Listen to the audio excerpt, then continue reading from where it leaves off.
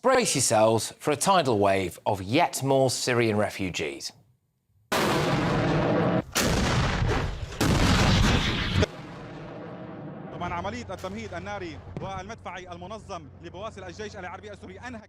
Yeah, they're fighting each other in Syria again. And our former ambassador to the country thinks a flood of people are heading our way. So does Nigel Farage, who says that the crackpots in the EU will open the floodgates, and that means they'll all be banging on our doors soon. Now, I don't think we should take a single one. We've done our bit. British taxpayers do their bit every single day, paying for the illegal immigrants that we've already got. Britain is not the world's policeman. It's not our responsibility. I tell you what should be our responsibility: our own people. When are we going to start putting them first? I mean, Europe experimented with the mass importation of refugees from that part of the world, and the experiment failed. Remember what happened in Cologne on New Year's Eve a few years ago? A day after the allegations of mass sexual assault were made public, Cologne continues to search for the perpetrators and for answers. How could things get so out of hand? I wonder. Yeah, groups of Arab men went on a mass sexual assault spree. Oh, and remember this from a few months ago?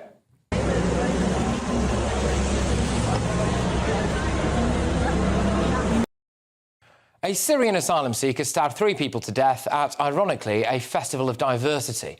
We know that ISIS and other terrorist groups are exploiting the migrant crisis to send terrorists to Europe and Britain. Now, we've had the case of Syrian brothers Omar and Mohammed Bedreddin, and they were actually jailed in Britain for multiple counts of rape, including that of a 13-year-old girl.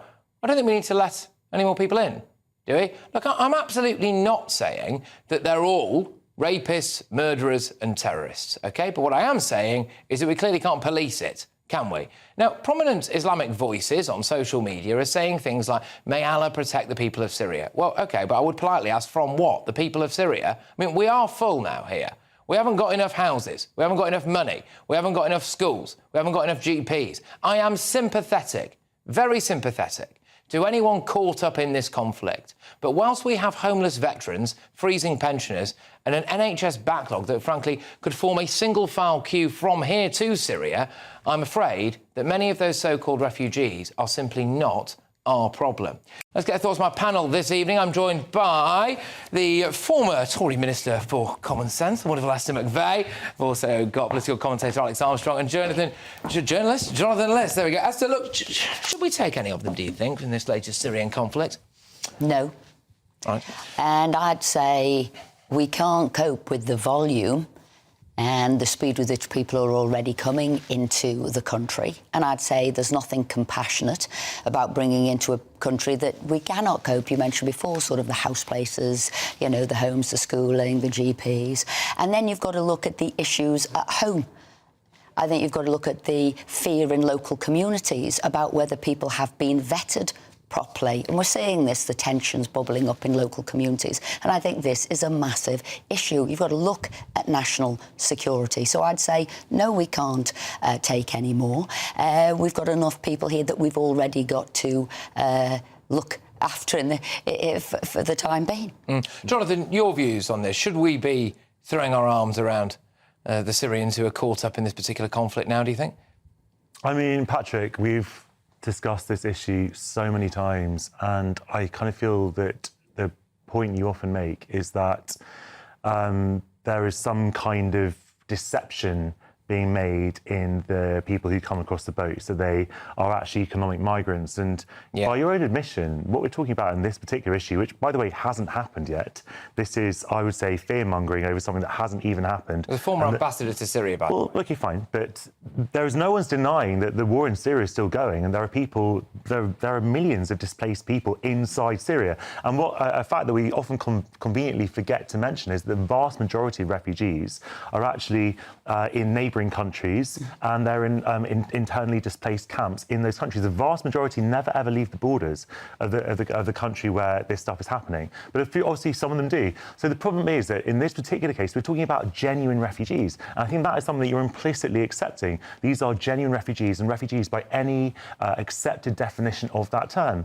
And it then falls on us to ask the question and answer the question, what happens to refugees who've been forced from their homes by forces that are completely outside their control? Do we just force them to go to... Really sorry, we've taken... Well, do we force them also to live in Turkey? What would you say if this were a Turkish TV channel? They might be saying, well, why should we be shouldering all of the responsibility for this just because we're the nearest safe country? We have to do our bit. There's loads of good reasons as to why that is.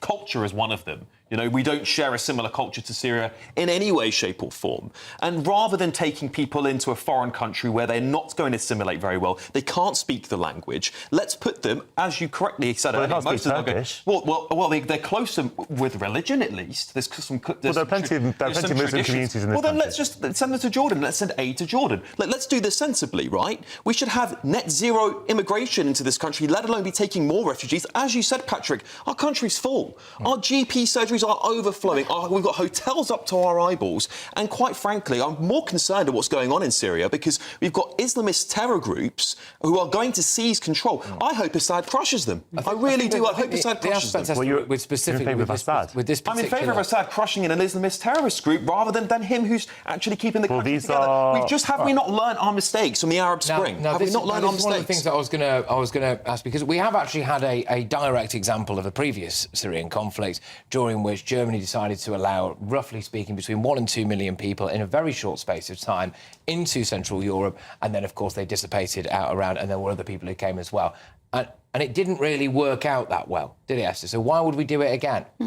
I go back, Jonathan, we have been a very tolerant country. We've taken in many, many people. We're saying now, as we stand, where we cannot take in and look after the people who are already coming here, legally and illegally. Let's plan ahead, and the answer is no. We can't deal with what we've got. And you're quite right, it doesn't work well if you can't assimilate people into your country. And you do have to look after the people who are here already, and that's my big thing. What are you doing for the people who are here already?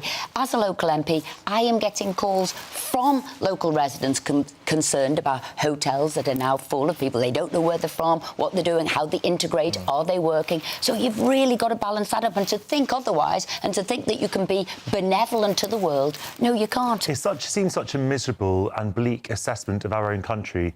Not at all, not at all. Oh, we can't possibly do our bit to help people who are in need. We are a country that has led the world, Jonathan, and we've supported many. We can help people. There are people in the train station past Paddington who are sleeping rough on the streets. That's a political choice. If you're choice. telling me you want to help people from a foreign country with a war we've had no direct involvement in over those people, then I think the morality of this country has gone so far down the path. Why is it a zero-sum game? Why do you have to make these choices? Well, then tell me why there are people still homeless in Paddington. Well, that's a very, very good question. Fix the foundations. Because governments... Keir Starmer keeps banging about fixing the foundations. Why don't we fix it for people who live here first? Well, governments have made a decision over many years in different political stripes not to address the issue of homelessness, just as governments have made a decision to deliberately impoverish people or to turn the other way while children, for example, are in poverty. Now, we can argue about that, but to say that we have to choose between helping some people and helping other people is just false. Do you think this could be a tactic by the rebels themselves to destabilise other countries, make sure what they're going to do is cause a disturbance,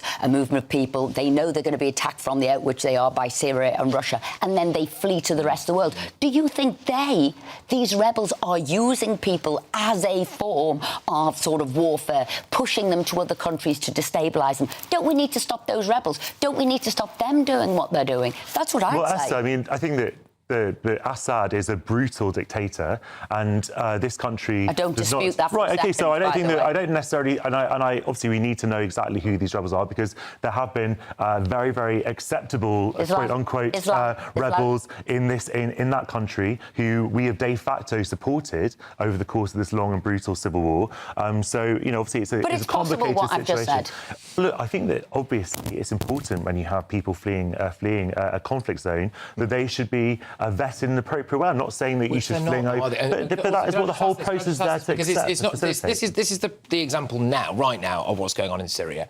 A little while ago it was Sudan. Before that, and continuing to be, is Eritrea. And we've got Somalia. And then you start adding it all up. You know, are we the world's charity case. But no, but why is it us? Patrick, the question Why does it have to be us? question. It's not about Would should you it be. take It's Syrian refugee into Patrick, your home? that is again, it's just a complete deflection tactic. Is that, It's not about individuals. It's not about individuals. Right, okay, It's about governments. It's about governments. And government you make it has sound put like we're the aside. only country that's having this conversation. And actually, What do you countries mean all. it's not about individuals? It's about countries all over Europe and the Western world are having a conversation about about our interconnectedness as a global community and how many refugees they shake. It's not only Britain that's saying we should take refugees and while no one else is, everyone has to. When you hear that, which is all right, it's a perfectly fine answer, but I mean, it's a hard no on taking a Syrian refugee. I didn't say that. I said I said it was irrelevant to the question. If I had the space and the capacity, of course I would. That's always the answer, though, isn't it? It's if I had the space. And what does it tell you?